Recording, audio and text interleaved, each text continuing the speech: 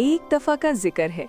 बहुत दूर एक रोशन परिस्तान था जहां हवा में हमेशा चमक होती और हर चीज जादू से भरी रहती थी।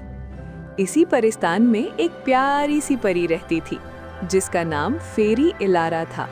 इलारा भी छोटी थी मगर कुछ ही दिनों में वो 18 साल की होने वाली थी।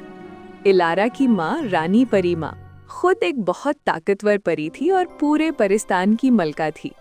रानी परी माँ के पास एक बहुत ही अनमोल चीज थी, क्रिस्टल शूज। ये जूती आम नहीं थी बल्कि ये क्रिस्टल शूज सिर्फ एक ही परी के लिए बने थे। रानी परी माँ ने इलारा को शुरू से ही बता दिया था कि जब तुम 18 साल की हो जाओगी तब ये क्रिस्टल शूज तुम्हें मिलेंगे और जैसे ही तुम इन्हें पहनोगी तुम्हारी असली जादुई शक्तियाँ जाग उठेंगी। मगर किस्मत को कुछ और ही मंजूर था। एक अंधेरी रात जब पूरा परिस्तान गहरी नींद सो रहा था, एक खतरनाक चुड़ैल अपने काले जादू के जरिए क्रिस्टल शूज चुराकर गायब हो गई।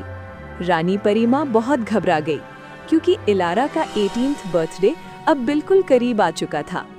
उसने फौरन एक बुजुर्ग और दाना जादूगर को बुलवाया।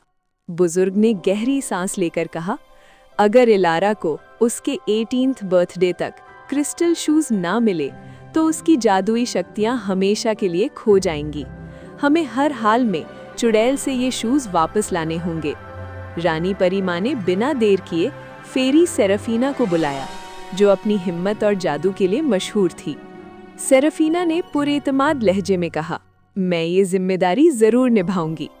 उसने फौरन लंबी और खतरनाक जर्नी शुरू कर दी। कभी तेज हवा ने उसका रास्ता रोका, कभी फिसलन भरे पत्थर आए, मगर सेराफीना ने हिम्मत नहीं हारी। आखिरकार वो वाटरफॉल वैली पहुंच गई और उस खास झरने से बुराई मिटाने वाला अमृत हासिल कर लिया। फिर वो सीधा काली घाटी की तरफ रवाना हुई। सेराफीना ने पूरी हिम्मत के साथ अमृत को पानी की जादुई बाउंड्री में मिला दिया। अगले ही लम्हे चुड़ैल का घर आग की लपटों में आ गया और चुड़ैल खुद भी भस्म हो गई। उसी पल परिस्तान में इलारा के घर के अंदर क्रिस्टल शूज चमक के साथ वापस आ गए, बिल्कुल उसी जगह जहां से उन्हें चोरी किया गया था। रानी परी माँ की आंखों में खुशी के आंसू आ गए। फिर आया इलारा का 18th बर्थडे। पूरा परिस्तान सज गया। फूलों की खुशबू, रोशनियों की चमक और खुशी भरी मुस्कुराहटें हर जगह फैल गईं। जैसे ही इलारा ने क्रिस्टल शूज पहने, रोशनी उसके गिर्द घूमने लगी। उसके पर और ज्यादा चमक उठे और जादुई शक्तियां उसके अंदर जाग उठी। वो अब सिर्फ एक आम परी नहीं रही थी बल्कि वो एक शक्तिशाली और रोशन परी बन चुकी थी। सब ने मिलकर उसका जन्मदिन बहुत धूमधाम से मनाया और इस तरह हिम्मत और सच्चाई की वजह से परिस्तान फिर से महफूज हो गया और सब हंसी खुशी जिंदगी गुजरने लगे। आप सबको ये कहानी कैसी लगी और आप सब ये कहानी किस सिटी से देख रहे हैं, हमें कमेंट करके ज़रूर बताइएगा। और ऐसी मज़ीद अच्छी कहानियाँ देखने के लिए हमारे चैनल को सब्सक्राइब कर लें।